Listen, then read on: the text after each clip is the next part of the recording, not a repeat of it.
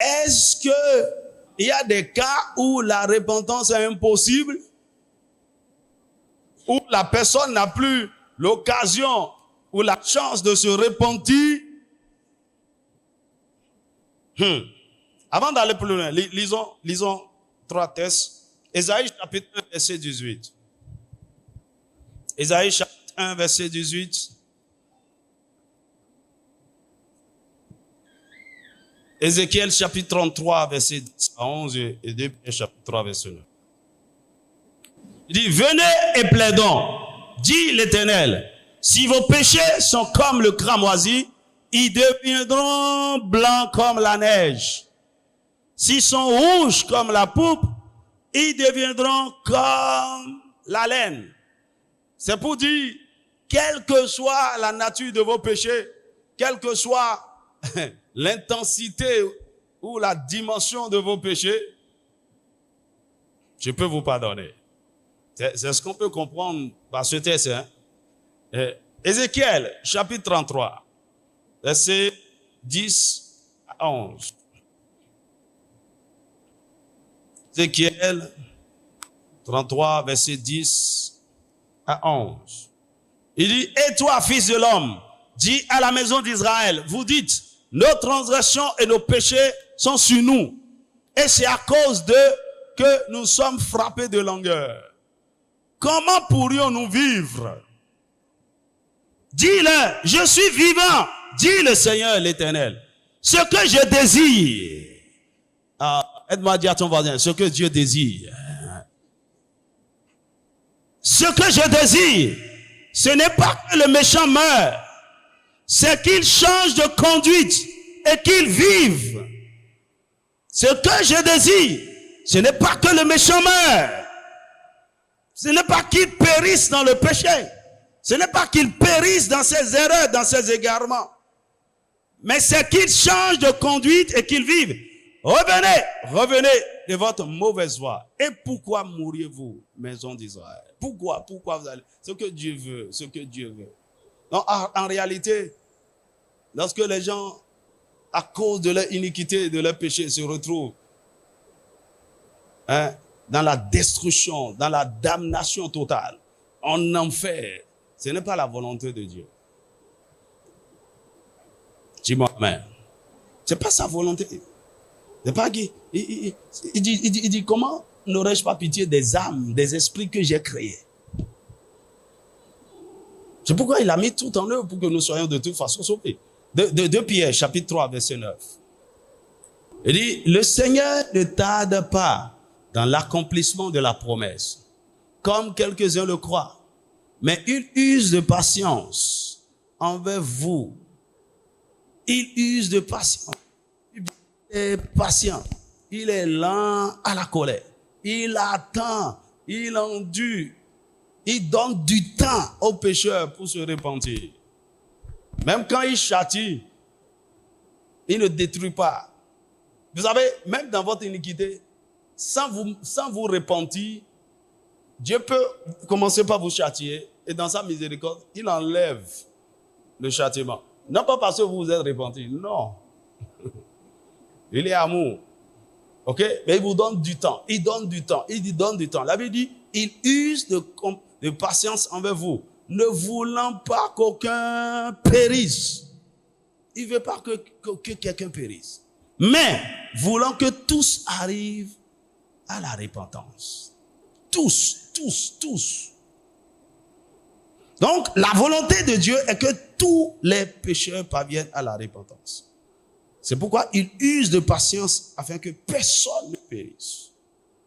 Mais la question que on se pose, lorsque nous commençons par examiner Hébreux chapitre 6, verset 4 à 6, il dit, il est impossible. La question c'est, y a-t-il des gens qui ne peuvent pas se repentir ou qui ne peuvent plus parvenir à la repentance? Y a-t-il même, et quand je parle de repentance, ça c'est, il faut voir les deux types de repentance. La repentance du pécheur, ok, qui accepte l'œuvre de la grâce et qui vient à Jésus, qui est sauvé. Et maintenant, la repentance du croyant lorsqu'il tombe dans le péché.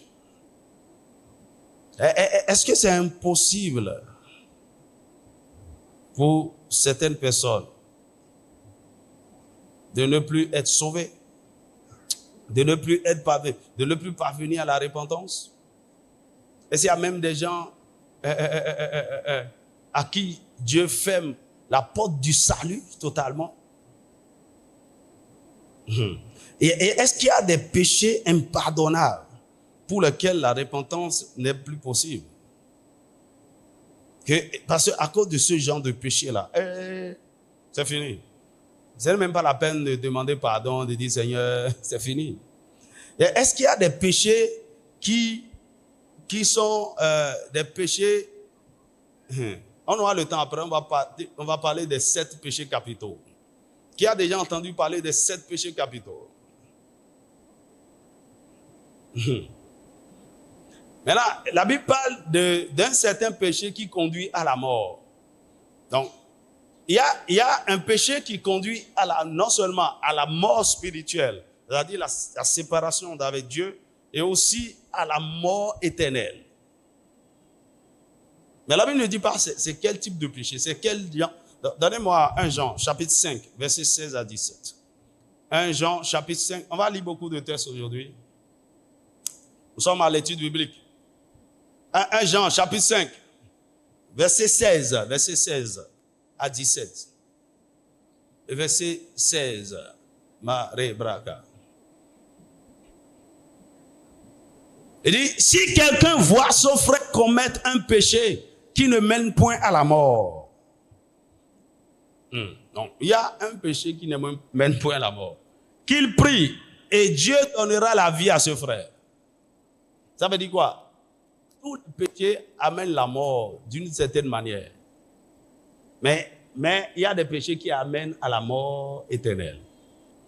Il dit, il la donnera à ceux qui commettent un péché qui ne mène point à la mort. Il donnera la vie, à ceux qui commettent un péché qui ne mène pas à la mort, et ils seront relevés, ils seront ranimés. Il y a un péché qui mène à la mort.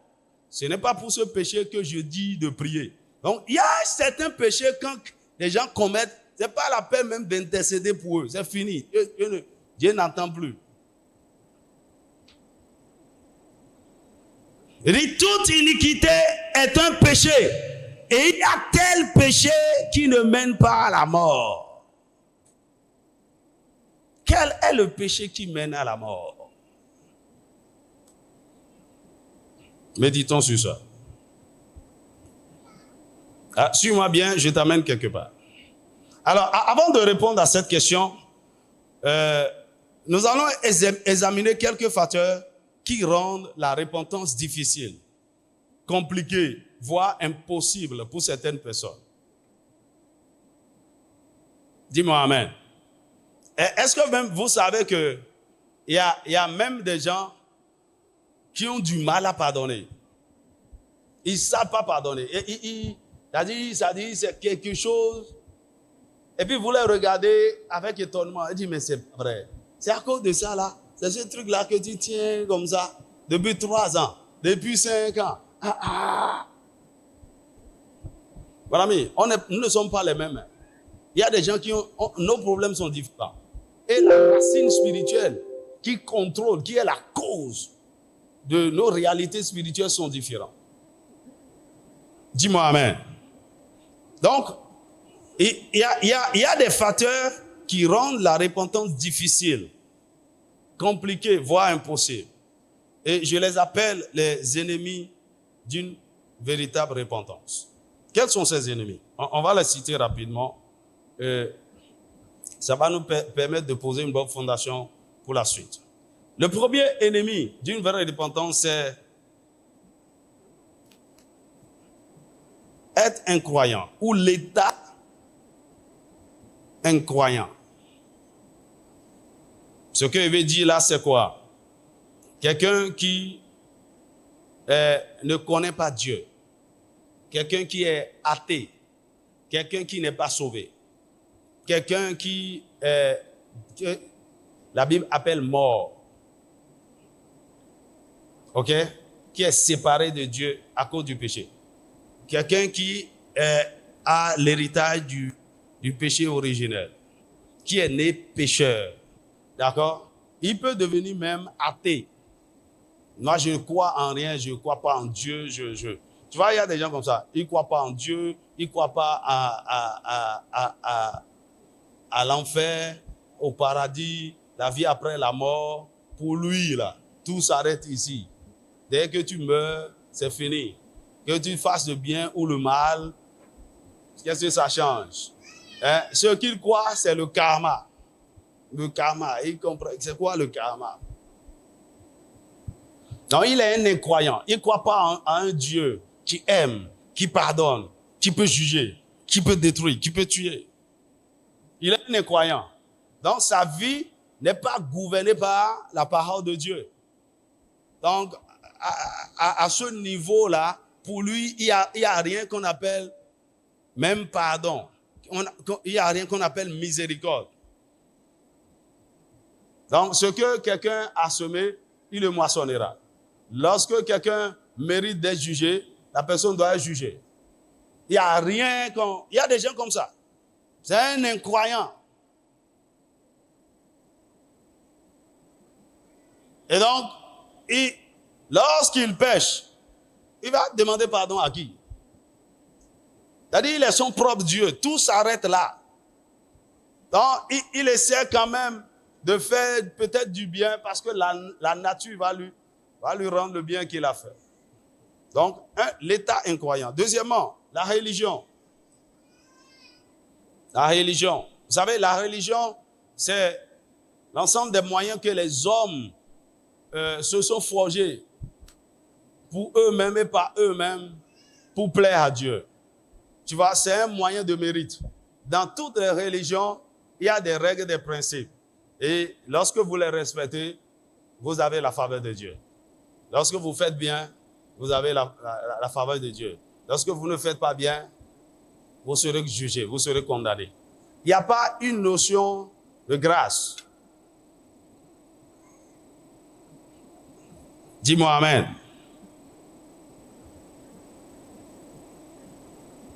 Et même, il y a beaucoup de personnes qui sont à l'église, qui sont des religieux. Les religieux, ils n'ont été jamais sauvés. Ils sont moulés dans la vie religieuse. Et donc, puisque ces gens ne sont pas sauvés, ils ne savent pas ce que la grâce de Dieu ne les a pas touchés. Ça n'a rien fait en eux. Parce que ce qui nous permet de nous humilier devant Dieu et de croire en son pardon, lorsque nous tombons, premièrement, c'est lorsque nous voyons ce que Christ a fait pour nous à la croix, pour que nous soyons pardonnés. Et ça, c'est la grâce de Dieu qui nous révèle ça. Amen. Mais les religieux, c'est faire ceci, ne fait pas. Il comprend pas le mécanisme de comment je peux m'humilier réellement devant Dieu. Parce que tout ça, c'est le Saint-Esprit. La vraie repentance, c'est quelque chose qui est conduit par le Saint-Esprit, par l'esprit de grâce et de supplication. Alors, il est étranger à ça. Non, il pêche, il ne peut même pas être réellement brisé dans la présence de Dieu. Il ne peut pas recevoir, il ne peut pas manifester la vraie tristesse qui conduit à la repentance. Parce que c'est le Saint-Esprit qui produit ça. Mais tu vas le voir prosterné, hein, couché. On va demander pardon. Il est couché là. Il y en a même, il est couché là. Il veut profiter pour dormir un peu. Pas que quelqu'un est brisé. Il y a des gens bizarres à l'église. Mon ami, je suis dans cette affaire-là il y a longtemps.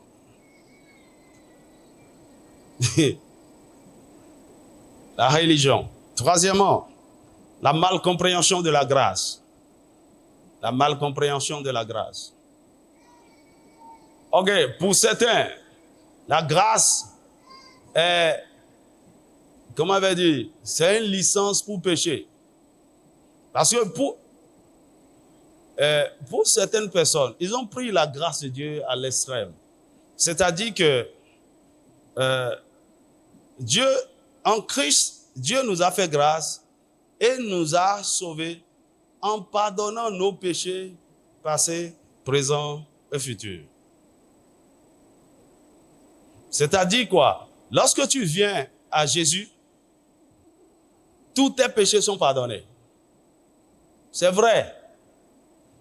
Mais selon cette malcompréhension de la grâce, après avoir accepté Jésus, même si tu continues par pécher, tu n'as pas besoin de demander pardon, de te repentir.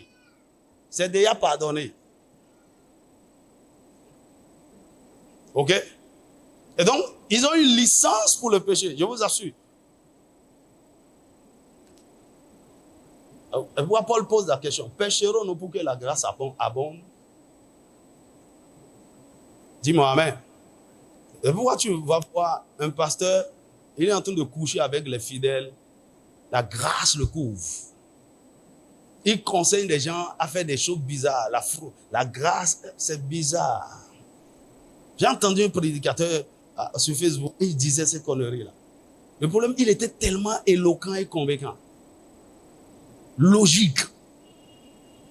Les versets qu'il utilisait, si tu suivais, il dit, hey. Non, mais vous-même imaginez. Non, imaginez. Hein.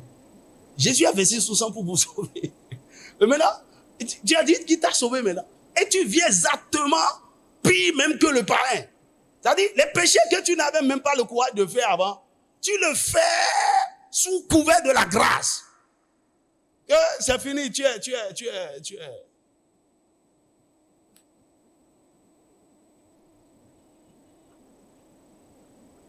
Il y a beaucoup de jeunes gens aiment ce genre d'évangile-là. Et l'église, ils ont plein comme ça.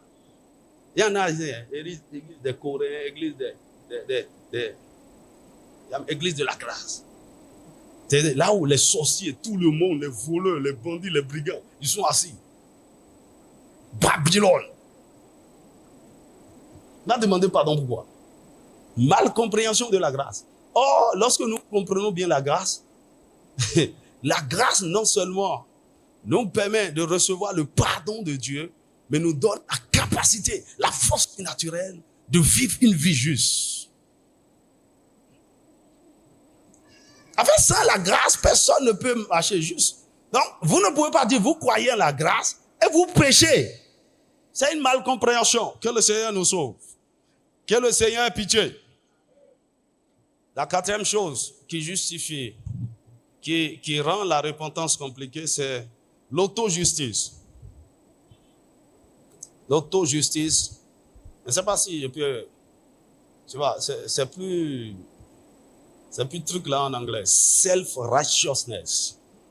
Il y a des gens, et leur propre justice. En fait, depuis leur enfance, c'est comme le jeune homme riche qui a rencontré Jésus. Depuis mon enfance, j'ai observé toutes ces choses.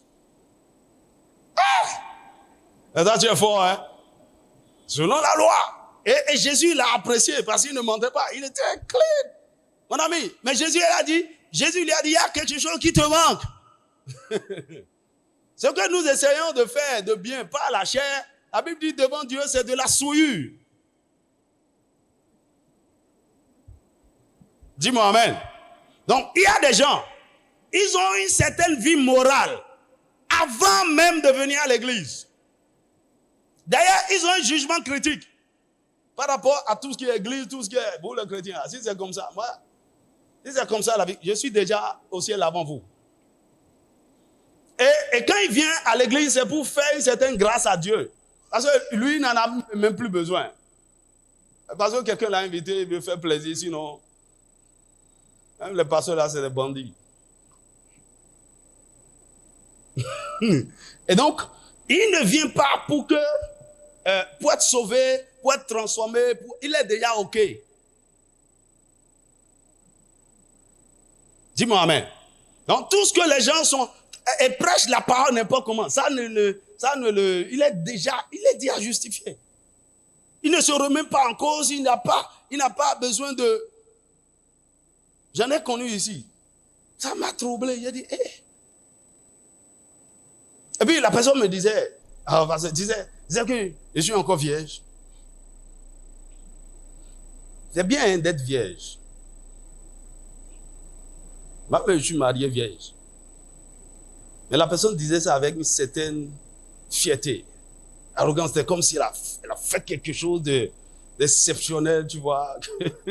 Je ne suis pas comme les autres. Hein.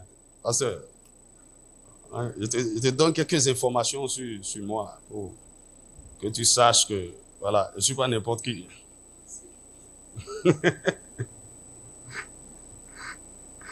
OK? Et vous savez, les gens, il y a certaines personnes qui sont comme ça. Ils ne sont pas repentis. Hein.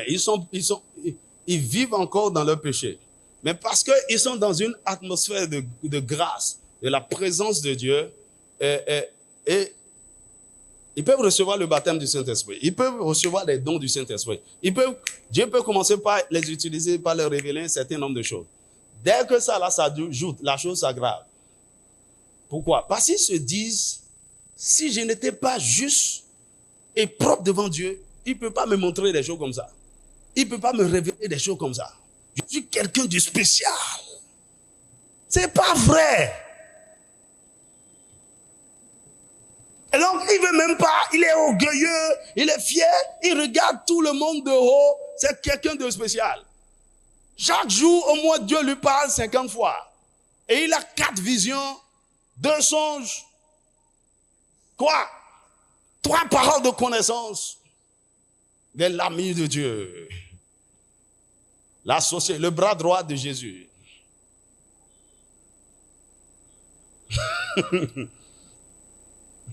Ces gens-là, même quand ils sont en train de faire des erreurs, des bêtises, ils ne voient même pas. Ils sont aveuglés. L'auto-justice. L'autre chose, c'est la comparaison. La comparaison. Tu vois, il y a des gens, ils ne se comparent pas à la sainteté de Jésus. Hein. Ils ne se comparent pas à la vie, au standard. Tu vois, le modèle auquel nous sommes appelés à ressembler, c'est Jésus. Ils ne regardent pas le Jésus. Ils regardent le voisin.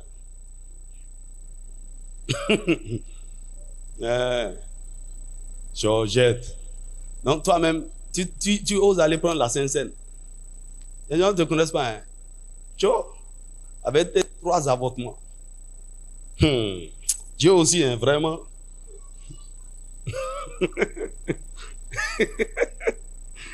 Parce qu'il connaît un peu la vie de certaines personnes, il se voit. C'est-à-dire, au moins, quand même. Je sais que je ne suis pas juste, mais quand même, Dieu. Oui. Donc, et il laisse ses propres péchés. Il est en train de prier pour que Dieu pardonne. C'est pourquoi c'est lui qui vient enlever la paille des yeux de tout le monde, mais il ne voit pas la poudre qui est sur ses yeux. La comparaison. La comparaison. C'est quelque chose de très dangereux. Lorsque l'esprit de repentance vous saisit, vous allez comprendre, lorsque vous comprenez ce que Dieu appelle péché, vous aurez peur de Dieu. Tu crois que c'est voler, mentir, forniquer, c'est ça péché?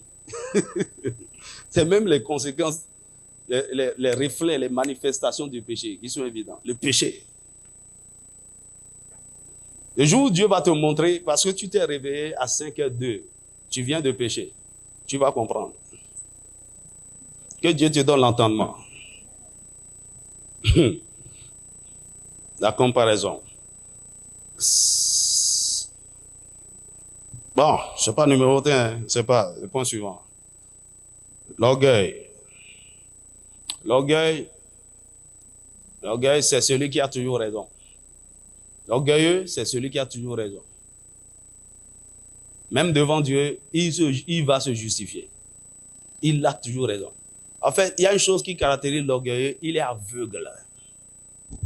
Celui qui est orgueilleux ne voit pas, il ne voit pas. Et il voit selon ses lunettes. Il a la perception du monde selon lui. Il raisonne selon... En fait, il voit les choses selon son angle et tout ce que les autres voient, c'est faux. Quand il a regardé, il dit c'est rouge, tout le monde doit dire c'est rouge. Sinon,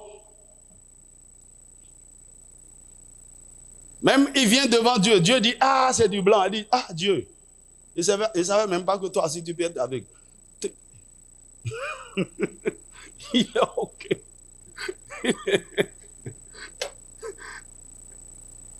Ah, c'est des gens terribles. L'orgueil. Donc, lorsqu'il fait une erreur et il commet un péché, non, ce n'est pas un péché. Il va te dire, attends, je vais t'expliquer. Il peut tout expliquer. OK? Et on le voit en train de coucher avec la femme d'autrui. Il dit, non, non, non, attends, je vais t'expliquer. Tu veux expliquer quoi?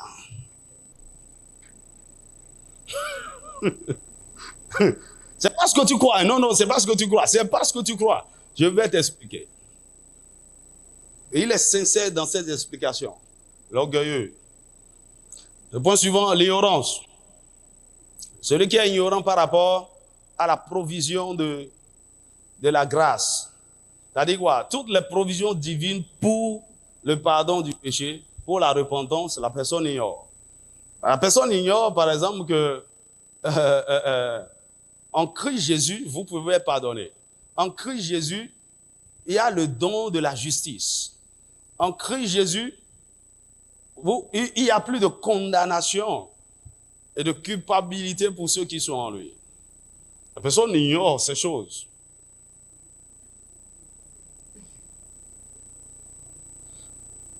Est-ce que vous savez que le fait de s'humilier devant Dieu et de crier à lui, c'est un acte de foi?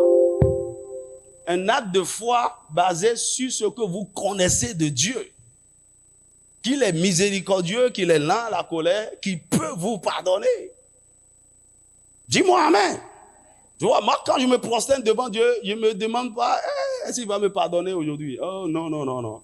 Et je sais qu'il pardonne à cause de ce que je connais de sa nature. Dis-moi amen. Donc, les gens qui vivent dans la condamnation, dans la culpabilité tout le temps, je ne peux jamais me pardonner, tu vois, c'est à cause de l'ignorance. Satan continue de les troubler, de les tourmenter. Ce que tu as fait depuis 20 ans, écoute-moi bien, tout ce que vous avez fait avant de rencontrer le Seigneur, je vous en prie, ne laissez pas Satan vous tourmenter avec. C'est passé et passé. Le sang de Jésus a lavé ça totalement. S'il y a un péché avec lequel vous devez traiter, c'est ce qui s'est passé après votre conversion. Les autres choses, tu as fait ceci, tu as fait, mon ami, Dieu a utilisé des meurtriers, des prostituées, il ne calcule pas le passé est passé. Dis-moi amen. Et tu n'as pas à revenir devant Dieu pour demander pardon pour les péchés passés. Non, c'est fini. Et ça, c'est une révélation. C'est à cause de la connaissance que tu as.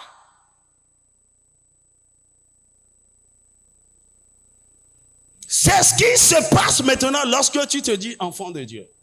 Et tu tombes. C'est de ça que la Bible, que le Seigneur veut que tu t'occupes sérieusement. Le point suivant, les offenses non pardonnées. Lorsque vous êtes offensé, lorsque vous êtes blessé, et vous ne pardonnez pas, Dieu ne peut pas vous pardonner. Ok, pourquoi? Quel est le but de la repentance? Que Dieu vous pardonne et vous restaure. Ok? Mais voici, quelqu'un vous a offensé et vous refusez de pardonner. Tu vois, c'est l'une des choses qui amène quelqu'un vite. Si tu crois que Jésus t'a pardonné tes péchés, et si tu as la foi, tu n'as aucune raison pour retenir le péché comme quelqu'un. Si tu le fais, tu renies ton salut. Ok? Et la Bible est claire. Il dit, si vous pardonnez aux hommes leurs offenses, moi aussi je vous pardonnerai aux offenses. Il dit, parce qu'on t'a offensé. Écoute, si toi-même tu sais que tu as besoin du pardon de Dieu, que tu as beaucoup blessé Dieu, et tu as besoin de son pardon, pardonne. Donc quand les gens gardent les offenses, et ils viennent devant Dieu, Seigneur, Je sais qu'avec nous, ça ne va pas, mais je te demande pardon, hein. Mais le frère Rigobert, là, il faut laisser son cas. Je vais le gérer après. Je viens pour que tu me pardonnes d'abord. Si tu me pardonnes, là, tu es un comédien. Dis-moi amen. Le point suivant, la dépression. Dis avec moi dépression. Qui a déjà connu la dépression ici? Un seul doigt. Qui a eu déjà envie de mourir ici? Et tu as essayé de te tuer. Tentative de suicide. Ok. Les autres à vivre encore un peu. Mais aide-moi à dire à ton voisin, la vie est belle. Hein? Il y a quoi pour assurer. Quand tu te tues, tu vas en enfer. Personne n'a le droit d'ôter la vie parce que personne n'est propriétaire de la vie. Même s'il s'agit de ta propre vie. C'est un don de Dieu. Dis-moi amen. Maintenant, la dépression, on va te dire, les psychiatres te disent, les psychologues, que c'est un état de quoi, il faut laisser ça. Mon ami, c'est une oppression démoniaque. OK? Et qui vous amène à un point où vous avez le dégoût de la vie. Vous voyez que votre vie n'a pas de sens. À quoi ça sert de vivre? Il vaut mieux de mourir. Maintenant, dans cet état, à quoi ça sert de vous repentir de n'importe quel péché?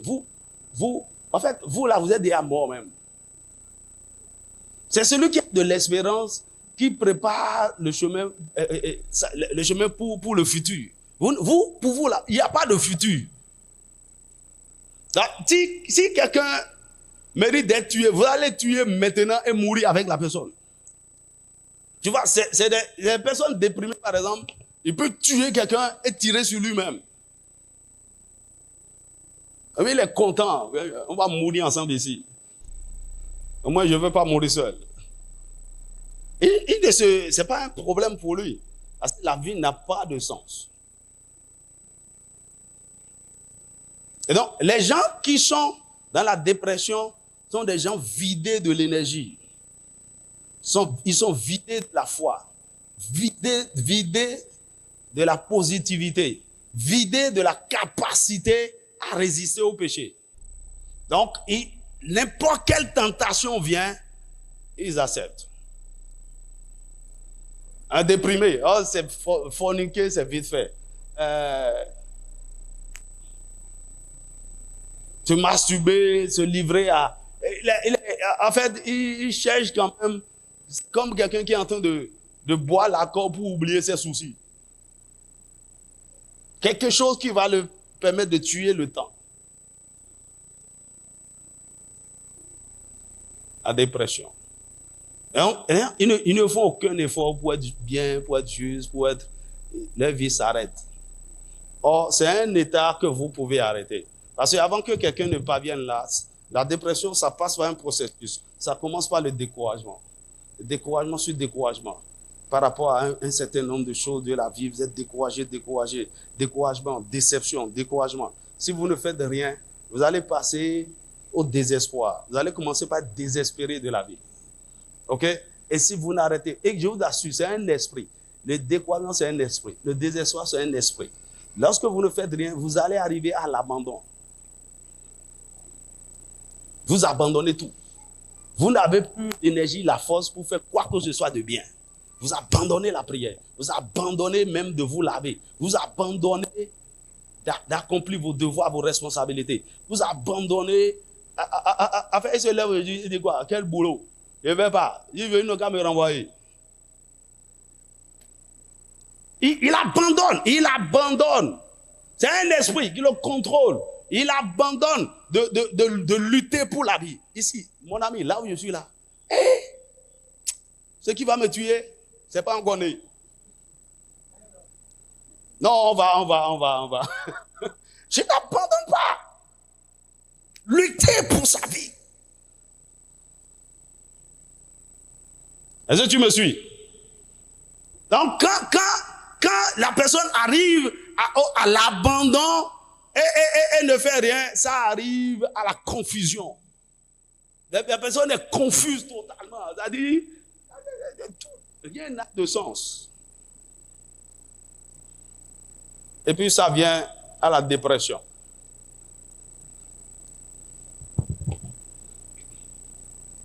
Ce que tu fais n'est pas bon. Hein? Et puis, ça fait quoi à qui? Il faut changer. Hein? Dans l'intérêt de qui? Que le Seigneur délivre quelqu'un. C'est un esprit. Hein? Que le Seigneur te délivre. Le point suivant, la dureté du cœur due au traumatisme non traité. La dureté du cœur due au traumatisme non traité. Vous savez, avant de vous repentir, il faut que vous soyez touché dans votre cœur. Il faut que vous ayez la sensibilité. C'est-à-dire, votre conscience vous interpelle. Or, il y a un cœur dur comme la pierre. Dur. Ils sont insensibles. Même, il peut être en train de faire mal à quelqu'un, ça ne lui dit rien. Il y a des choses que vous faites, c'est-à-dire la façon dont le Saint-Esprit vous reprend, dit, hey. La Bible dit, de David, il dit, après avoir fini le recensement, son cœur se mit à battre. Il dit, hey, je viens de pécher. Mon ami, celui qui a le cœur dur là, son cœur ne bat plus. Son cœur, c'est là comme la pierre, insensible. Insensible. Et sous tout ça, c'est dû au traumatisme non traité. J'ai été blessé, j'ai été abusé, j'ai été violé, on m'a offensé, on m'a fait ceci, et vous n'avez pas réglé ça, ça va endurcir votre cœur.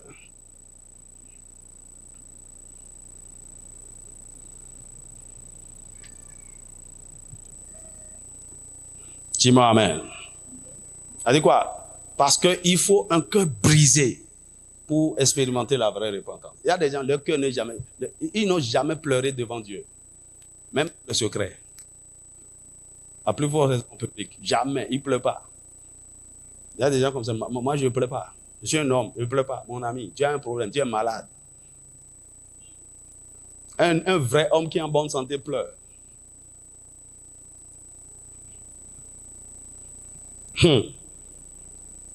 Ok, affaire sûre.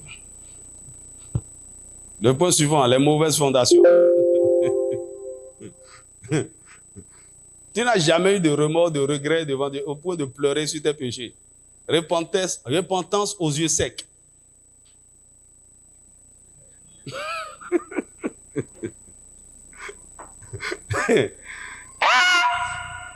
Repentance non mouillée. Tu as à revoir. Les mauvaises fondations. Alors, dans les fondations, il peut y avoir des malédictions, des alliances bizarres. Vous allez voir, dans certaines familles, ils ont l'esprit de vengeance. Ils ont l'esprit c'est-à-dire, c'est un héritage. Ils sont des rancuniers. Il y a des gens qui sont rancuniers. Famille le bien rancuniers. Si tu leur fais ça, ils vont te faire ça. Et c'est dur. Le cœur est comme ça. Le cœur est comme ça. Les mauvaises fondations. C'est-à-dire quoi? Un mauvais héritage du sang qu'il faut briser. Ok. L'autre chose, c'est la séduction et la manipulation démoniaque. La séduction et la manipulation démoniaque. Quelqu'un peut être séduit. Le diable lui a menti. Il prend le faux pour vrai, le vrai pour faux. Au point où, à un moment donné, ses pensées sont contrôlées et il est pris au piège. D'accord? Et il ne croit plus à la vérité de la parole. Il a son évangile que Satan lui prêche. D'autres choses, c'est les possessions démoniaques. Il y a des gens qui sont possédés. L'exemple d'un vrai possédé, c'est un fou dans la rue. Il n'a plus le bon sens. Son esprit, son âme, son corps sont sous contrôle. Ok? Il n'a plus le jugement, il ne peut plus apprécier. Il va pardonner quoi? Il ne sait même pas de quoi il s'agit. C'est quoi le péché?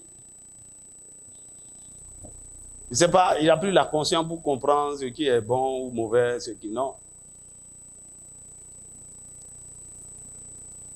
Dis-moi amen. Et quand il dit possession démoniaque, il ne faut pas voir les fous qui sont en train de marcher dans la rue. Il y a des gens possédés assis tranquillement, en costume, bien parfumé.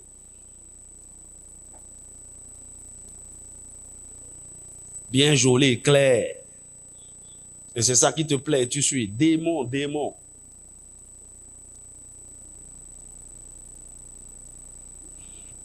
Et le dernier point, être une semence hybride.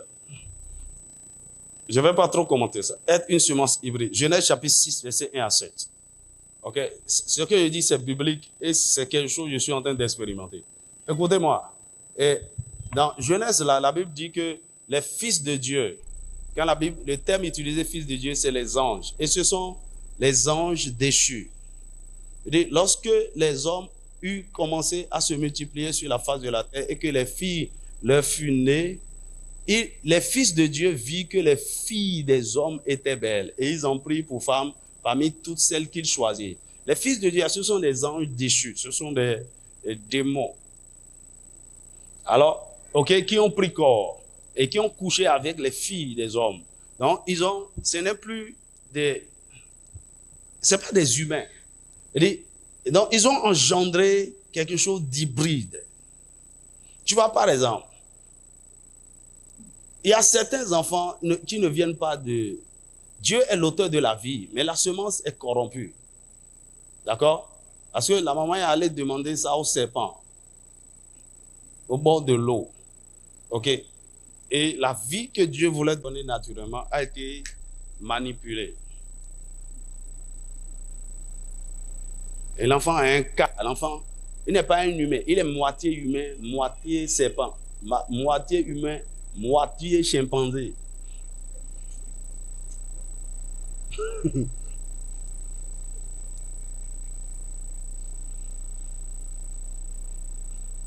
Voilà, mais j'en connais.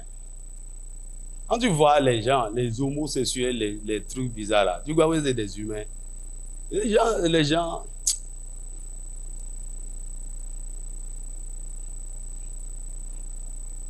Et tu les côtoies tout le temps. Et ma prière pour toi, je parle toujours, surtout aux célibataires ici. Que tu ne maries pas moitié humain, moitié démon. Dis amen très fort.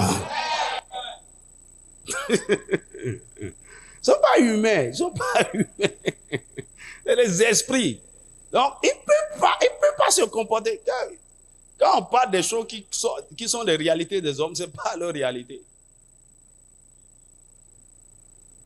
La Bible dit, à cause de ça, toute la terre était corrompue. Quand vous lisez toute la terre, tous les hommes étaient corrompus. Toute la semence qui est venue de Adam là, était totalement corrompue.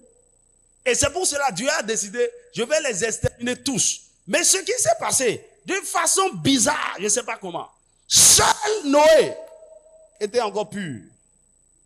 Noé et sa famille étaient encore de la race pure. C'est pas qu'ils ont fait quelque chose de juste. Leur justice là, c'est qu'ils ont encore l'humanité. Et le reste, Dieu a exterminé. Alors, certains théologiens disent que c'est tout ça qui est devenu esprit des eaux. Par exemple, un support très dangereux, très virulent, en colère. Et tu deviens le proie.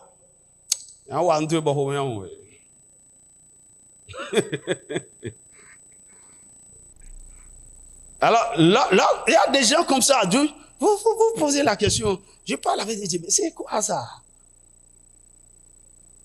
Il y en a même qui font semblant d'être sauvés, d'être chrétiens, d'être enfants de Dieu, parlant en langue, et observez leur vie. C'est les gens qui ne changent jamais. Et des religieux, ils ont des cœurs. Vous allez...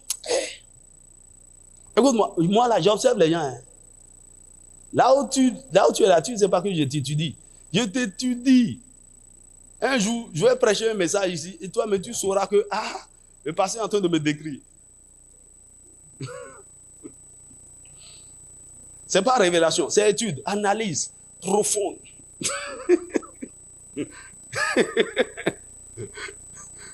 Dis-moi amen.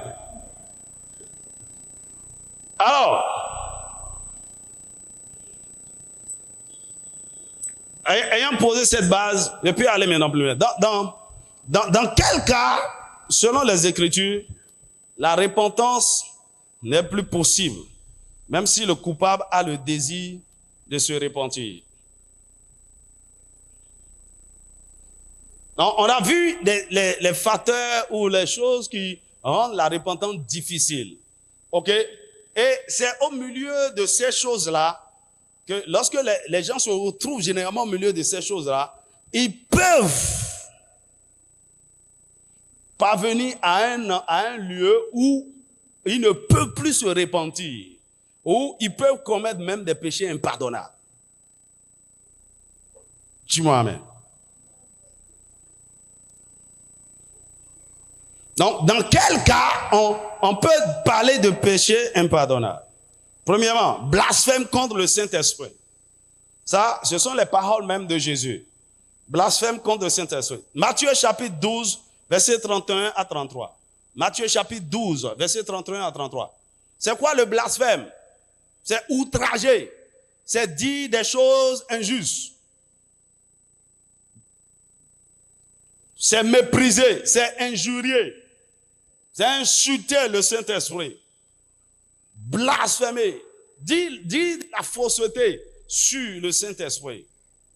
Il dit, Jésus a dit, c'est pourquoi je vous dis, tout péché ou tout blasphème sera pardonné aux hommes. Mais le blasphème contre l'esprit ne sera point pardonné.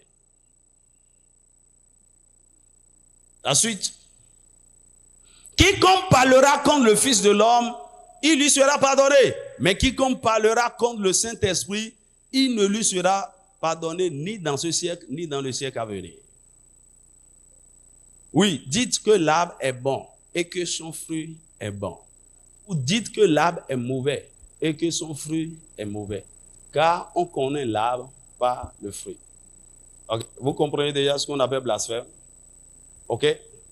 Donc, ce qui est bien et le Saint-Esprit a fait, vous attribuez ça à Satan. Ou bien vous pervertissez ça, vous mentez comme ça. Surtout en ce temps de réseaux sociaux, beaucoup de gens iront en enfer. On parle de tout. Les gens je ne sais même pas. Ils n'ont jamais lu Genèse chapitre 1. Mais c'est eux qui critiquent tous les pasteurs, tous les pères, ça c'est faux, ça c'est... Ils vont juger. Hey, tel pasteur exposé. Mon ami, il y a des choses, Dieu est en train de calculer. Mon ami, fermez vos bouches. Hein. Il y en a que je connaissais sur Facebook. C'est eux, tout le temps. Ils ont disparu. Il a dit, OK, je suis sûr qu'on est en train de régler leur cas. C'est vous qui êtes justicier. Vous parlez comme tout. Je sais que ça, c'est un faux miracle. Ce pasteur-là, c'est un faux. Hein? Qu'est-ce que vous savez? Ce que le Saint-Esprit est en train de faire, parce que vous ne comprenez pas. C'est trop surnaturel. Condamné. Blasphème contre le Saint-Esprit.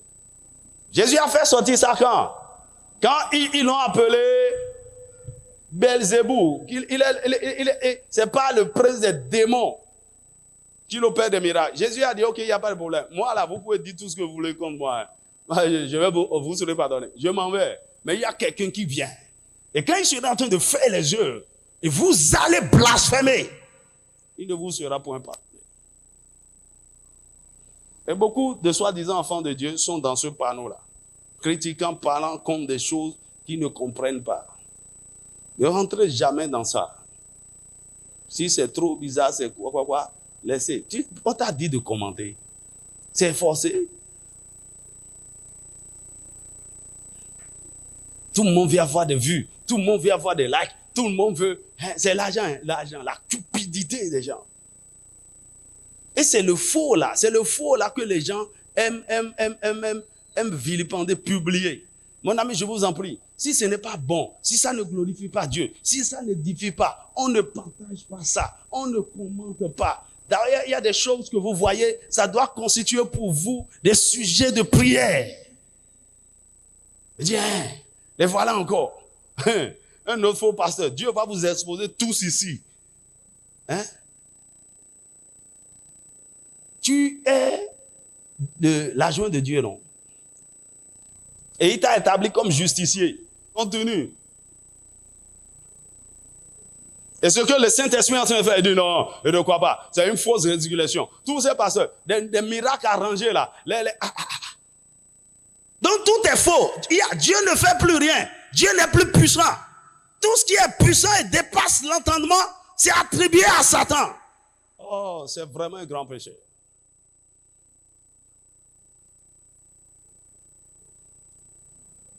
Et est-ce que, parce que il y a des faux billets en circulation, que tout billet qu'on te donne, tu dis, ah non, je n'accepte pas, c'est les faux billets, c'est les faux billets. Il faut m'envoyer ça, envoie-moi ça. Non, moi, billet. Si c'est les pièges, je prends. Mais les billets, envoie-moi ça.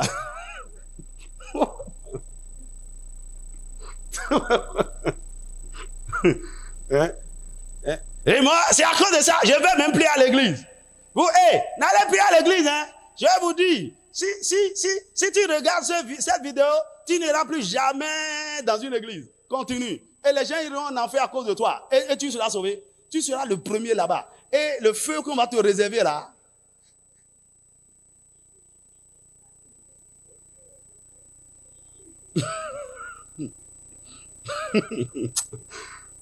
C'est bizarre quoi. Les gens, quoi qu'ils sont blasphèmes. C'est Satan qui veut détruire les gens. Il ne faut pas entrer dans ça là. Dis-moi amen. Deuxième type de péché. Ok? Là où il n'y a plus de repentance. Hébreux chapitre 10, versets 26 à 29. C'est la rébellion ouverte contre Dieu. Péché volontaire. C'est-à-dire, de façon volontaire et ouverte, tu as décidé d'affronter Dieu. Il dit, Dieu, et tu vas faire quoi? C'est moi. Ta fille Choco d'hier là. Je me suis retourné contre toi, volontairement. Je vais te détruire. Ton fils pasteur là, je vais le détruire. Je vais détruire l'église. Je vais faire ceci. Je vais, hein? Tu es mort. C'est-à-dire, rébellion ouverte contre Dieu après la connaissance de la vérité. C'est-à-dire, c'est quelqu'un qui n'est pas un bébé spirituel, ni un petit enfant dans la foi. Il est parvenu à une certaine connaissance. Il a une certaine maturité des choses. Tu vois, des bébés peuvent faire des erreurs. Dieu regarde nos erreurs. Mais il y a des gens qui sont arrivés à un certain niveau. Et volontairement, ils se sont dressés contre Dieu.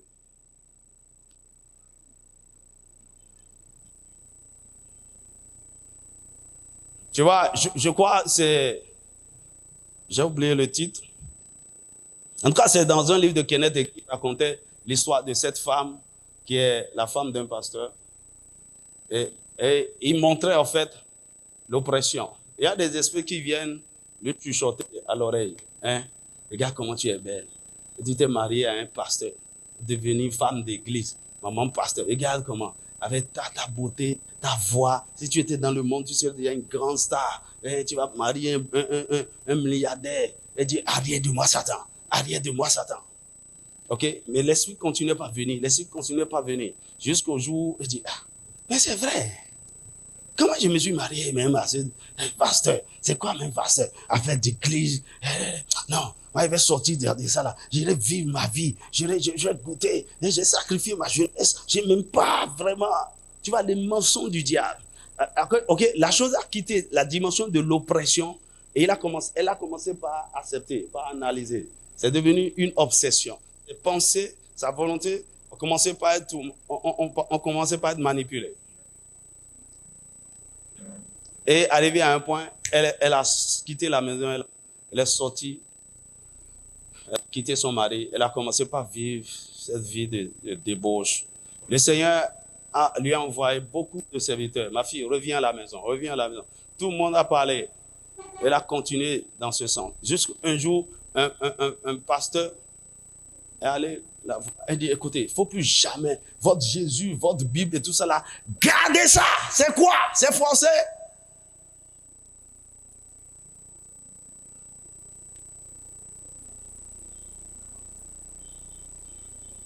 Et dans la vision où le Seigneur Jésus montrait la révélation à Kenneth Hagin, et lorsque elle était oppressée, il y avait une tache noire au niveau de sa tête, au niveau de ses...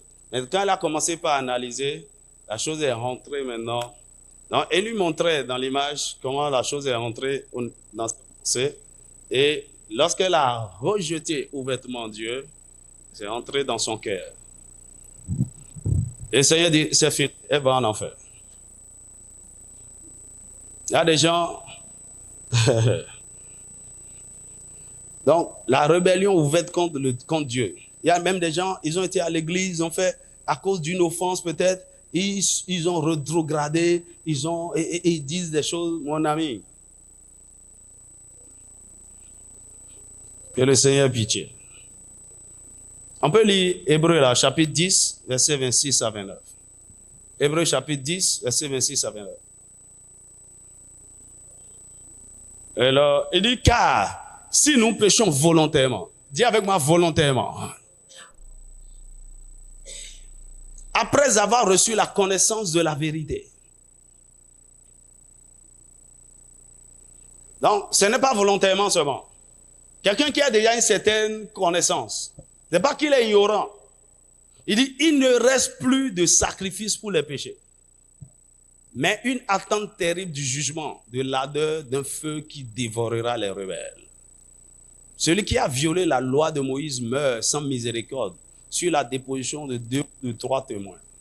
De quel pire châtiment pensez-vous que sera jugé digne celui qui aura foulé aux pieds le Fils de Dieu? Donc tu rejettes le sang, celui qui a été crucifié pour toi et qui t'a sauvé, qui aura tenu pour profane le sang de l'alliance. Ah, tu as foulé aux pieds. Il dit par lequel il a été sanctifié et qui aura outragé l'esprit de grâce. Il a dit, il n'y a plus de sacrifice. Troisième péché impardonnable, devenir un instrument entre les mains du diable après avoir servi Dieu. Ici, il ne s'agit pas seulement de renier Dieu, mais vous devenez un instrument entre les mains du diable pour détruire les hommes, détruire son église, détruire son œuvre, pour faire du mal. Hébreux chapitre 6, versets 4 à 6. On va relire. Là que tu regardes bien. Hébreux chapitre 6, versets 4 à 6. Il dit, car il est impossible que ceux qui ont été une fois éclairés. Donc, les gens qui ont ils ont une révélation de la parole. Qui ont goûté le don céleste. Le don céleste, c'est le Saint-Esprit. Ils ont reçu le don du Saint-Esprit. Et qui ont eu part au Saint-Esprit. C'est-à-dire, ils ont manifesté, ils ont reçu les dons du Saint-Esprit. Les dons se sont exprimés au travers d'eux. Qui ont goûté la bonne parole de Dieu. Ils ont goûté au miel, la crème de la parole. Un jour, ils ont dit, waouh, la parole, c'est fort. Ils ont médité un jour, le Saint-Esprit leur a révélé des choses. Eux-mêmes, ils ont prêché, ils ont enseigné. Et les puissants du siècle à venir, Dieu les a utilisés. Il leur a donné sa puissance, ils ont fait des choses. Autrement dit, ils ont été serviteurs de Dieu. Et la Bible dit maintenant, et qui sont tombés. C'est pas tombés n'importe comment. Ils sont tombés là, je vais t'expliquer ça profondément tout à l'heure. Et qui sont tombés. Après tout ça, tombés. C'est pas tombé dans n'importe quel péché. Celui qui tombe, la Bible dit 7 fois le juste tombe. Et il se relève. Mais ça là, ce tomber là, c'est différent. Et qui sont tombés, soit encore renouvelés, ramenés à la repentance. Il est impossible. Puisqu'ils crucifient de leur part le Fils de Dieu et l'exposent à l'ignominie. Alors, comment quelqu'un peut devenir un instrument entre les mains de Dieu? En 6 étapes. Et les 6 étapes se suivent. Je vais parler de ça rapidement. On va voir si on peut prier un peu. Comment un chrétien comment un serviteur de Dieu, hier, quelqu'un qui a goûté, qui a été baptisé du Saint-Esprit, qui a parlé en langue, qui a manifesté les dons du Saint-Esprit, que Dieu a utilisé, il a guéri les gens, il a délivré les gens, il a prêché la parole, il a participé à la puissance de Dieu. Il tombe. Ah! Comment ça arrive? En 6 étapes. Et tu parles des choses très sensibles ici. Que le Saint-Esprit te donne l'entendement. Dis-moi un vrai amen. Première étape. Comment un chrétien peut devenir un instrument dans les mains du diable? Il perd son vêtement de gloire par le péché. Il perd son vêtement par le péché. La Bible dit dans Romains chapitre 3, verset 23, que tous ont péché et sont privés de la gloire de Dieu. Lorsque Dieu a créé Adam et Ève dans le jardin d'Éden, ils n'avaient pas de vêtements, mais ils étaient couverts par la gloire. Ok? Ils n'étaient pas nus, hein? Mais ils n'avaient pas de vêtements comme ça. Ils étaient enveloppés de la gloire de Dieu.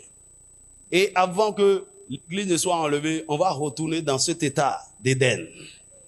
Dis-moi un vrai amen. Mais la Bible dit, le jour où ils ont péché, Ève a mangé le fruit et a donné à Adam. La Bible dit, leurs yeux s'ouvrirent et ils ont constaté qu'ils étaient nus. La gloire s'est envolée. Et donc, ils ont commencé par chercher des feuilles de figuier pour se couvrir.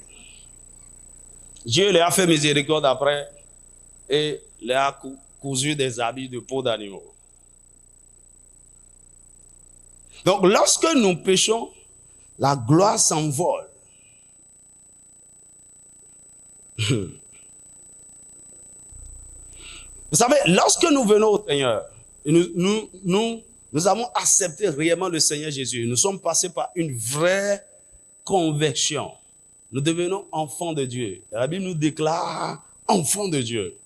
Nous parvenons aussitôt à un état de sainteté. Un vêtement blanc nous est donné. C'est le vêtement de la gloire. Dis-moi amen. Maintenant, lorsque on commence par pécher, on commence par salir ce vêtement, par entacher le vêtement, par souiller le vêtement. Lorsque nous nous repentons par le sang de Jésus, le vêtement est lavé, purifié. Mais on peut avancer dans le péché à un point où le vêtement est totalement souillé. Comme l'exemple de Josué, le souverain sacrificateur. Ok? Mieux, il y a certains péchés, lorsque nous les commettons, la gloire disparaît totalement et nous devenons nus. Par exemple, il y a certains péchés sexuels, lorsque vous tombez dedans. Il y a péché sexuel dans péché sexuel. Satan peut vous programmer un péché sexuel. Une sorcière, une émissaire du diable, programmée spécialement pour vous dépouiller. Lorsque vous tombez, la gloire est enlevée et vous devenez nus. Dis-moi amen. Ou vous avez avancé tellement dans le mal que votre conscience ne vous dit plus rien.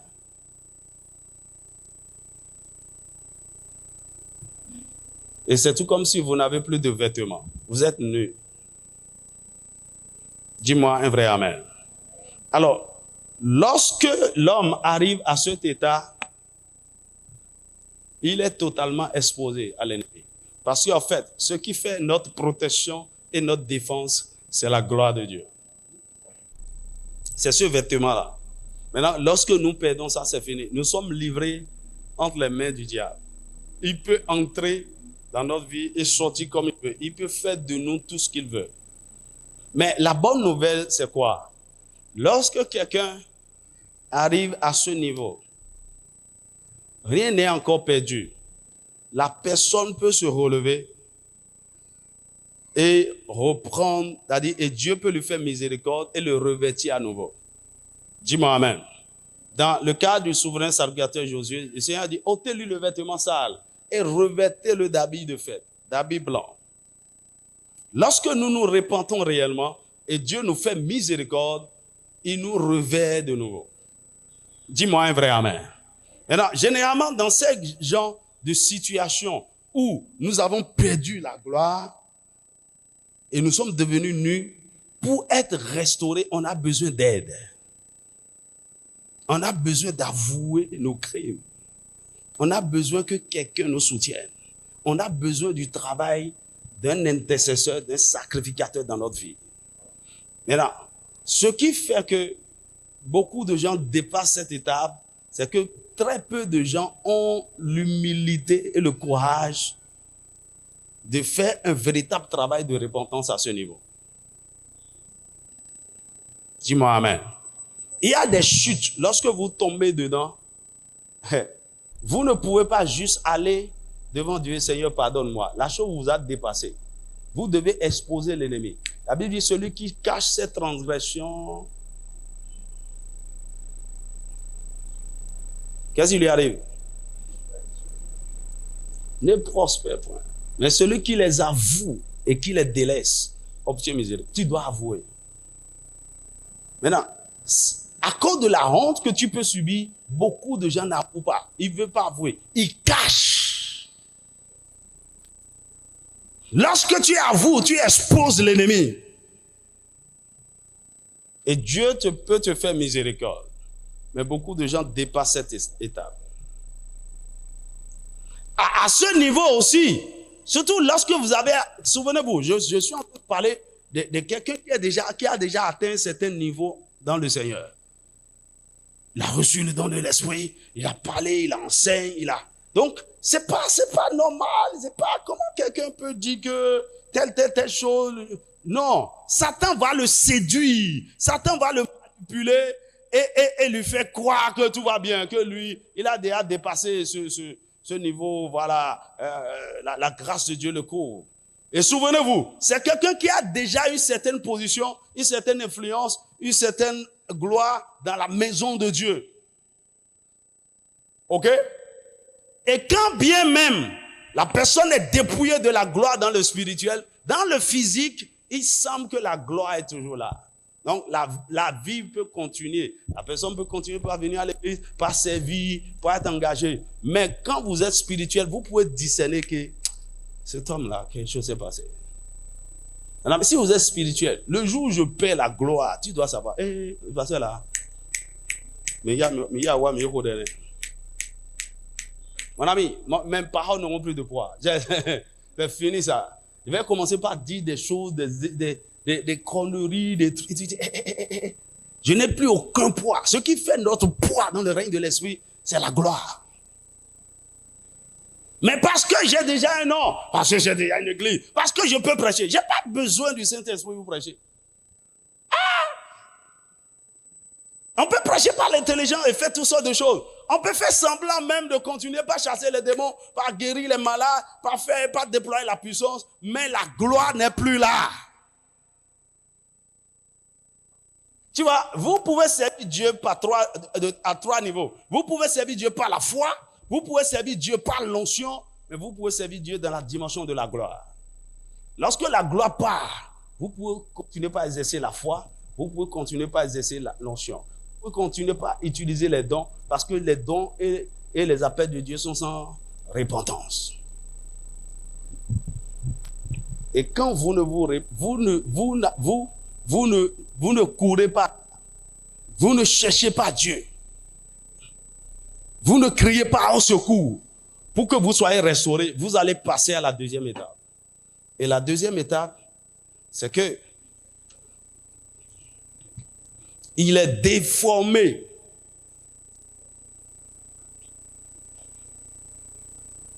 Vous êtes déformé.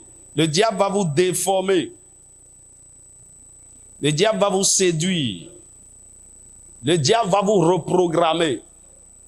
Alors pourquoi on parle, la Bible demande que nous soyons transformés? C'est parce que par le péché, nous étions déformés. OK? Et par la transformation, nous retrouvons notre forme. D'accord? Maintenant, cette personne qui était déjà dans le Seigneur avait déjà atteint un certain niveau de transformation. Mais à cause de cet état du péché, et dont il ne se répand pas, la puissance de Dieu ne peut plus rien faire sur lui. Satan prend avantage. Et au lieu qu'il continue dans la transformation pour parvenir à la perfection, il commence par revenir en arrière. C'est une déformation reverse. C'est-à-dire quoi? Tout ce qu'il avait connu de Dieu comme vérité, Satan va commencer par tout changer. C'est-à-dire, son âme prend progressivement la forme du diable. Ses pensées, ses émotions, sa volonté commencent par être manipulées. Et son cœur devient totalement perverti. C'est pourquoi tous ceux qui sont devenus faux prophètes, faux apôtres, n'importe quoi, mon ami, ils ont pratiquement tous commencé bien, sincèrement avec Dieu, jusqu'à ce qu'ils tombent dans un péché. C'est surtout le péché sexuel. C'est dangereux. Et ils n'ont rien fait par rapport à ça. Ils n'ont pas cherché, ils n'ont pas crié à Dieu pour qu'il les restaure. Ils ont continué par servir Dieu comme ça. Satan les récupère et commence par les manipuler.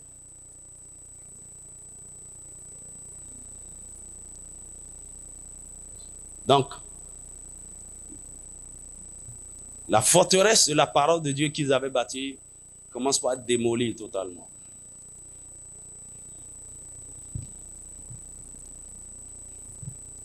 Et son message commence par être dilué. Il commence par dire des contes vérités, par dire des choses, par introduire toutes sortes de choses. Ah, dit, mais, alléluia. On dit, le pasteur est devenu plus moderne maintenant. Hein. Le pasteur, il a en train de changer. Le pasteur, waouh. Et je peux vous dire, à ce niveau, il peut ne même pas savoir ce qui est en train de se passer. C'est pourquoi, lorsque vous avez une autorité spirituelle sur vous, un père, un mentor, il peut vous interpeller rapidement. Il y a quelque chose qui ne va pas. Surtout les gens qui sont seuls, livrés à eux-mêmes. C'est dangereux. Alors, arrivé à cette troisième étape, lorsque rien n'est fait, la personne passe à la troisième étape. La troisième étape, c'est que ce chrétien est aveuglé et rendu sourd. Il est aveuglé et rendu sourd. Aveuglé et rendu sourd. C'est-à-dire, il est totalement déconnecté de la lumière et rempli de ténèbres. Donnez-moi Ésaïe 42, verset 18 à 20. Ésaïe 42, verset 18 à 20. Est-ce que le Seigneur est en train de parler à quelqu'un? Je suis en train de dire quelque chose. Peut-être tu n'en as pas besoin encore aujourd'hui. Ça va t'aider. Dis-moi un vrai amen. Il dit sourd, écoutez, aveugle, regardez et voyez. Verset 19. Oui, il dit qui est aveugle, sinon mon serviteur? Comment le serviteur de l'Éternel est devenu aveugle? Vous savez, ce qui nous permet de continuer par marcher avec Dieu, c'est parce que nous voyons la lumière. Il dit, qui est aveugle sinon mon serviteur? Et sourd comme mon messager que j'envoie. Le Saint-Esprit parle, il n'entend plus, il ne voit rien. Il dit, qui est aveugle comme l'ami de Dieu? Comment l'ami de Dieu peut être aveugle?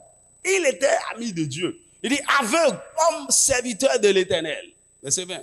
Tu as vu beaucoup de choses, mais tu n'y as point pris garde.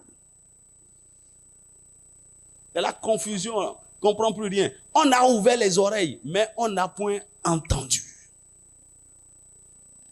Le Saint-Esprit te parle, les gens te parlent, tout le monde parle.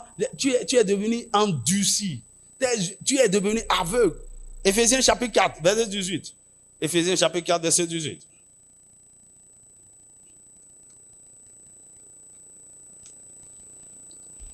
Il dit, ils ont l'intelligence obscurcie. Ils sont étrangers à la vie de Dieu à cause de l'ignorance qu'il y a en eux, à cause de l'endurcissement de leur cœur. Je prie que tu ne parviennes jamais à cette position. Quelqu'un qui avait goûté à la bonne parole de Dieu peut venir là. La quatrième étape, c'est que il est utilisé par Satan. Il commence par être utilisé par Satan pour distribuer des démons, pour affecter négativement les vies et pour détruire. Et à ce niveau, ça peut être encore inconscient et ou faiblement conscient. Je ne sais pas si vous me comprenez.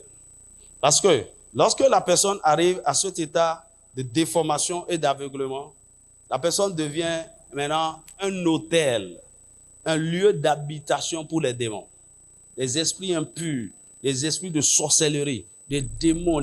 C'est-à-dire, on prend possession, on le manipule, on l'utilise. OK?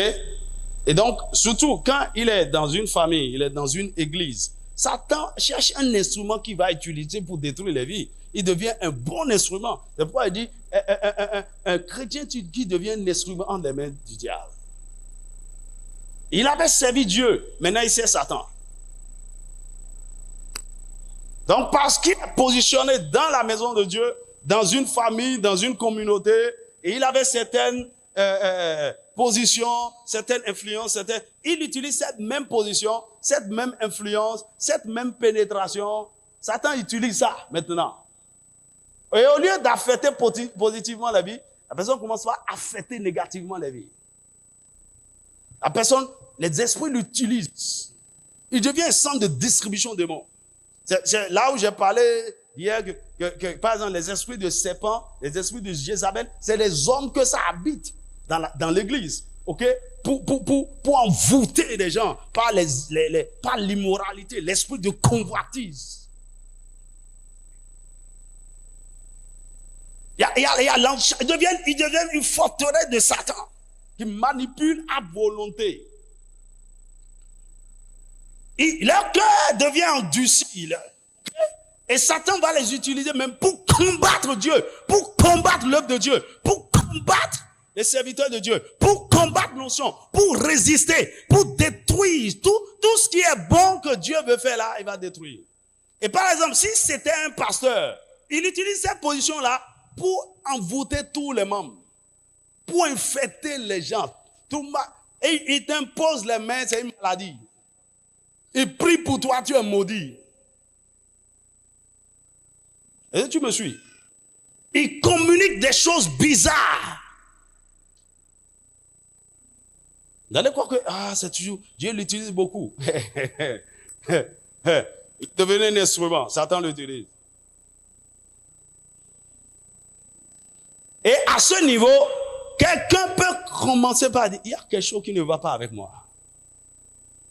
Et s'il crie au secours, le Seigneur peut encore le récupérer. Mais là, il a sérieusement besoin d'aide. Il a besoin d'écarter totalement. Et il a besoin d'une délivrance profonde. Mais il faut que la personne reconnaisse. Mais généralement, c'est difficile. C'est parce que c'est humiliant. Ça fait honte. Mon ami, à quoi ça sert d'avoir honte et se retrouver en enfer? La cinquième étape. Il est initié ou rentre en alliance officielle avec Satan. Il est initié. OK. Parce que le diable l'a déjà utilisé pour faire un certain nombre de choses. Satan a des preuves contre lui. Satan, ses mains sont souillées. Et même en posant certains pas, en faisant certaines choses à une certaine dimension, Satan est un rusé. Il peut déjà l'initier. Donc, Satan ne viendra pas, je suis Satan, tu vas me servir. Voilà, il faut signer. Non. Il vient par la ruse. D'accord? Et lorsque la personne a déjà servi Satan à un certain degré, l'alliance est nouée. Donc, un pacte est déjà noué. Parce que Satan l'a déjà utilisé même pour verser du sang, pour tuer, pour détruire des vies, pour Maintenant, de façon officielle, il sait maintenant qu'il est un instrument en les mains du diable. Il a été manipulé, séduit au départ, mais tout est clair maintenant. Mais il est comme quelqu'un qui est à une position de non-retour. Parce que, non seulement il a honte d'exposer réellement ce qu'il est devenu, mais il a aussi peur. Il a aussi peur de ce que Satan peut lui faire. Parce que Satan le menace maintenant. Il a peur des sentences, des jugements, de la destruction, de ceci. Mais à ce niveau-là, qu'est-ce que vous avez à perdre? Tout est fait. Courez et rendez-vous entre les mains de Dieu qui pourra vous sauver. Vous pouvez mourir sur la terre, mais votre âme peut être sauvée. Mais à ce niveau-là, c'est à ce niveau-là que cet homme-là sait qu'il est en train de servir Satan. Il a une méga église, il a une certaine position, il a une certaine influence. Il sait officiellement, il sait consciemment qu'il est un instrument entre les mains du diable. Même si c'est une manipulation qu'il a amenée là, il peut toujours être délivré.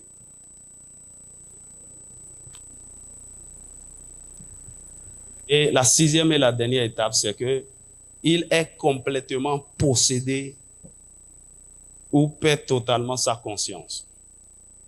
Il est totalement possédé ou perd totalement sa conscience. Ici, son âme est vendue au diable totalement. C'est là la Bible dit, et s'il tombe, il n'y a plus de sacrifice, il est impossible. Il est impossible, c'est fini. Pourquoi? Il a eu tellement de chances, d'occasions pour revenir à Dieu. Parce que quand les choses comme ça se passent, Dieu utilise beaucoup de choses. Il va utiliser les châtiments, il va utiliser les messages, il va utiliser ses serviteurs pour lui parler de plusieurs manières et pour ouvrir ses yeux. Mais est-ce que tu ne crois pas que ce message-là, ça te concerne? Il y a quelque chose qui se passe en toi. Est-ce que ce n'est pas le moment d'avouer? Est-ce que ce n'est pas le moment d'exposer, de chercher vraiment de l'aide? Mais la personne résiste, la personne s'endurcit dans le mal. Et arrivé à ce point, il est impossible, c'est fini. La condamnation totale. Écoutez, vous ne pouvez pas arriver à un point où vous avez combattu contre Dieu. Vous avez détruit l'œuvre de Dieu. Vous avez détruit des vies. Vous avez empêché le royaume de Dieu d'avancer. Vous avez donné la main d'association à Satan. Vous avez amené la honte, l'opprobre sur l'œuvre de Dieu. Vous avez contaminé la gloire de Dieu. Il n'y a plus de pardon. Il dit, à ce niveau, la repentance n'est plus possible. C'est la damnation totale. Mais je peux vous dire que jusqu'à la cinquième étape, la délivrance et la repentance sont encore possibles. Mais la personne a sérieusement besoin d'aide. C'est ainsi que beaucoup d'enfants de Dieu sérieux, beaucoup de serviteurs de Dieu sont capturés par Satan. Le mieux, c'est de ne même pas dépasser la première étape. Si vous êtes vraiment sérieux, à la première étape là, lorsque vous êtes dépouillé de la gloire, vous le savez. Il ne faut pas faire semblant. Il faut crier à Dieu. Le Seigneur peut vous restaurer. Mais quand vous restez là, dans cette position, dépourvu de la gloire, pendant longtemps, c'est très dangereux. C'est un sujet très profond, un sujet très critique. Écoutez, je n'ai pas planifié d'en parler. Ce matin, quand il me réveillait, ça m'a dit, parle de ça. J'ai dit, c'est compliqué. Hein? C'est compliqué. C'est des choses, les gens n'aiment pas parler de ça. Mon ami, tu l'as entendu. Pourquoi le Seigneur a permis ça? Il faut comprendre qu'il y a des choses qui peuvent amener à une condition où la repentance est impossible. Dis-moi amen. C'est pour que cela puisse t'aider et que tu sois aussi en mesure d'aider d'autres personnes.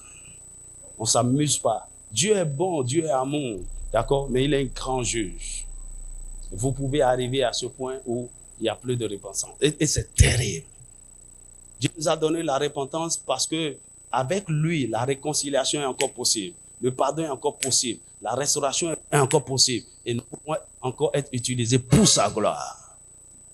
La Bible dit, il ne veut qu'aucun périsse, mais que tout le monde parvienne à la repentance. C'est pourquoi il use de patience. Que le Seigneur nous fasse tous miséricorde. Et qu'il ne laisse jamais quelqu'un ici aller dans cette extrémité où le pardon n'est plus possible, où il n'y a plus de repentance. Incline ta tête. 2 minutes. Dis un mot à Dieu.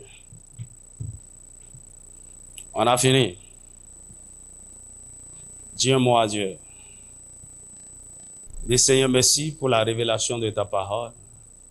Merci pour ces mystères.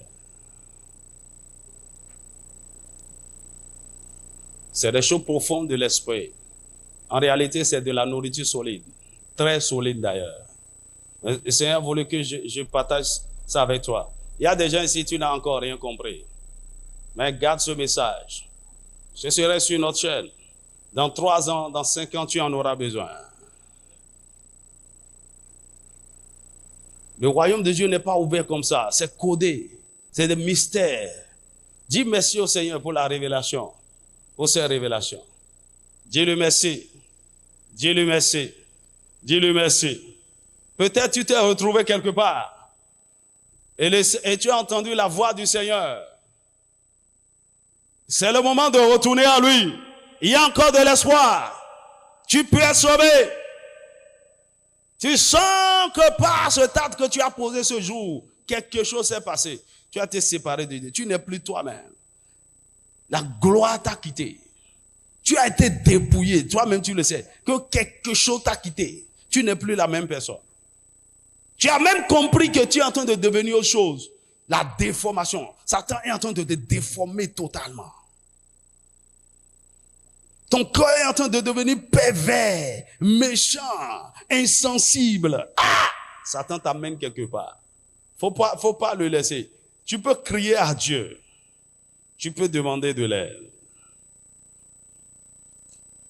Oh, il a commencé par t'aveugler. Tu ne vois plus rien. Il n'y a plus de lumière. Il n'y a plus de lumière. On prêche la parole, tu lis la Bible, tu ne vois rien, tu ne vois rien. Tu es devenu sourd. L'entendement spirituel est percé. Il n'y a pas de compréhension. On peut parler de n'importe quoi. Toi, tu ne comprends rien. Tu ne comprends rien. Rien. Entendement percé totalement. Tu es aveuglé. Tu ne vois aucune lumière. Tu es dans les ténèbres. Le Seigneur peut te faire miséricorde. Ou bien tu es arrivé à ce point où tu peux dire, il y a des esprits qui m'utilisent. Le Seigneur peut encore te faire miséricorde. Ramacheterebra. Nebrasa kataraba. Nebrasa kataraba. Nebrasa katarabra seketeke. Nebrasa katanabrasa kataraba. Crie à Dieu, crie à Dieu. Seigneur miséricorde. Seigneur miséricorde. Seigneur, accorde-moi la grâce. Ne me laisse jamais tomber dans ces péchés. Ne me laisse jamais tomber dans ces conditions où je blasphème contre le Saint-Esprit. Ne me laisse jamais arriver dans ces situations où je me rebelle ouvertement contre Dieu. Je pêche volontairement après la connaissance de la vérité. Ne me laisse jamais arriver à ce point où je deviens un instrument entre les mains de Satan. Seigneur, que ma vie serve seulement à ta gloire. Rien que ta gloire. Rien que ta gloire. Rien que ta gloire. Seigneur, je veux rester dans ta volonté première. Ta volonté parfaite. Ta volonté absolue. C'est celle qui dit que tu ne veux qu'aucun périsse. Que tout le monde parvienne à la repentance. Seigneur, Mare Brasso Tareba. Nema Shaka Taraba. Fais-moi grâce. Fais-moi grâce. Fais-moi grâce. Ne me laisse pas dans ces conditions endurcies où il n'y a plus de repentance pour moi. Où la grâce de Dieu est épuisée me concernant. Où il n'y a plus de miséricorde. Où Dieu ne peut plus avoir pitié de moi. Seigneur, miséricorde. Miséricorde. Miséricorde. Ta miséricorde est grande. Ta miséricorde est incomparable. Nul n'est comme toi, ô Seigneur. Grande est ta miséricorde. Ta miséricorde est grande. Ta miséricorde est incomparable. Nul n'est comme toi, ô Seigneur. Grande est ta miséricorde. Ta miséricorde, ta miséricorde est grande. Oh, oh, oh, oh, ta miséricorde est incomparable. Nul n'est comme toi, nul n'est comme toi. Ô Seigneur, ô Seigneur, grande, grande est ta miséricorde. You are good, and your mercy is forever. Hallelujah.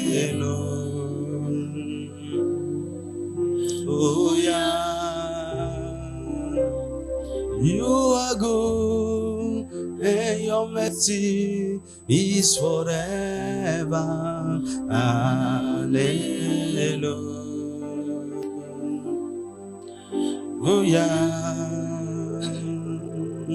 You are good, and your mercy is forever. Hallelujah.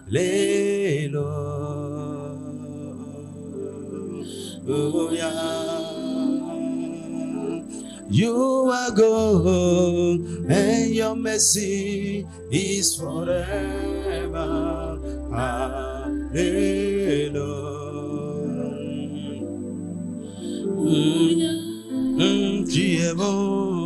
Tu es bon, et ta miséricorde durera toujours. Alléluia.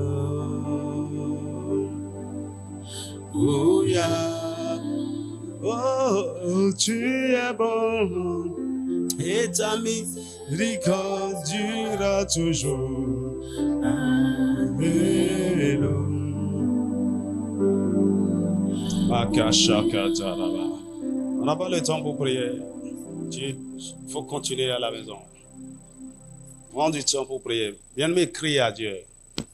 Le royaume de Dieu est un mystère. C'est pas comme ça, on va à l'église. Tout. Mon ami, au dernier jour, il y aura des surprises. Tu seras étonné de ne pas voir des gens au ciel.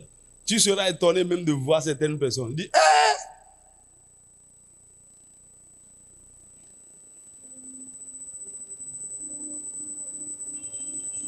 La chose la plus importante, c'est de vivre une vie ouverte, honnête, sincère, humble devant Dieu. Ne te complique pas les choses. À chaque instant. Tu sais, parfois, je prends du temps, je m'examine. Je dis, si je meurs maintenant, je vais où? Là. Maintenant, tout de suite. Est-ce que tu te poses cette question? Si tu meurs là, tout de suite là, est-ce que tout est OK? Tu as tout réglé? Tu as. Fais attention. Tu peux mourir. La mort peut t'emporter à tout moment. Dans ces conditions, tu vas où? Que le Seigneur fasse miséricorde. Encore une fois, que l'esprit de repentance soit relâché. Que l'esprit de grâce et de supplication soit libéré. Que le cœur soit touché. Ma prière est que tu ne demeures pas dans les mêmes conditions après ces moments de repentance. La repentance, c'est le cœur de la transformation. C'est le cœur de la transformation.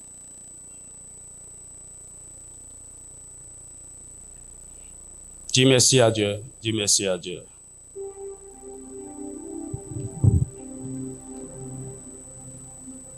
Dis merci à Jésus. Dis merci à Jésus. Bien-aimé, le Seigneur nous amène très loin. Très, très loin. Il veut un peuple pur, un peuple sans tache, ni rien de semblable. Un peuple à part, un peuple spécial, un peuple puissant. Écoute-moi, il y a beaucoup de choses qui sont en train de te combattre. Ils sont plus forts que toi maintenant. Ne t'en fais pas. Le Seigneur va te lever au-dessus de cette dimension.